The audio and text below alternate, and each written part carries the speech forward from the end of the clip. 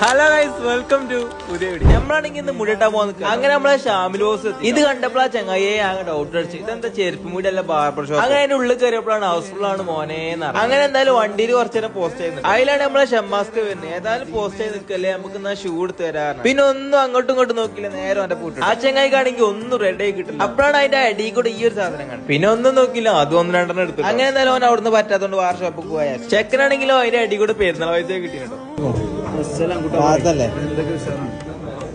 മൂപ്പരാണെങ്കിലും നമ്മളെ ക്ലാസ് പഠിപ്പിച്ച മാഷാട്ടോ. കൈ എന്നതല്ല അതിന്റെ അപ്പുറം. ഈ ബിരാത്തമാരാണെങ്കിലോ വീഡിയോ ഉണ്ടാക്കിയിട്ട് ഫോട്ടോക്ക് പോസ്റ്റ് ചെയ്തു. ഈ ചെങ്ങായിക്കാണെങ്കിൽ സാധനം കിട്ടണില്ല. അങ്ങനെ ഗോഡൌണിൽ കയറിയാണ് തപ്പി തുടങ്ങി. അങ്ങനെ എന്തായാലും സാധനം ലാസ്റ്റ് തപ്പി കിട്ടി. അല്ല ശാലിനെ എത്ര പേരീന്ന് ഇറങ്ങി. അപ്പളേ ആലോചന ഈ മുടി ഇട്ടാൽ അങ്ങാടി കൂടെ തെണ്ടി എടുക്കുക. അതിന്റെ അടി കൂടെയാണ് ഈ കുരിപ്പ് കത്രിക്ക് ചീർപ്പും കൊണ്ട്. അങ്ങനെ എന്തായാലും അവന്റെ വെട്ടെല്ലാം പൂതിന് മാറ്റി. അങ്ങനെ എന്തായാലും നമ്മൾ അഞ്ചന്റെ വെട്ടം തുടങ്ങി. അതിനാണ് മോനെ ഞാനൊരു കാര്യം കാണുന്നത്. എന്റെ വീഡിയോ കണ്ടു പൂതി തീരുന്നില്ലല്ലോ, എന്താ ചെയ്യാ.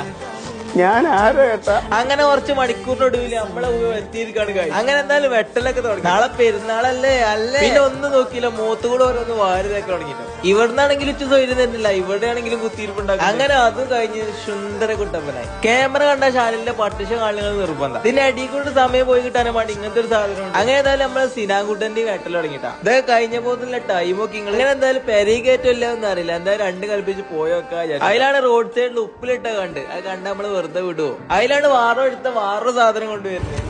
അപ്പൊ ഓക്കെന്നാ, ടാറ്റ. വേറെ ഒന്നുമില്ലല്ലേ, എന്നാ പിന്നെ അടുത്തേക്കാണ്.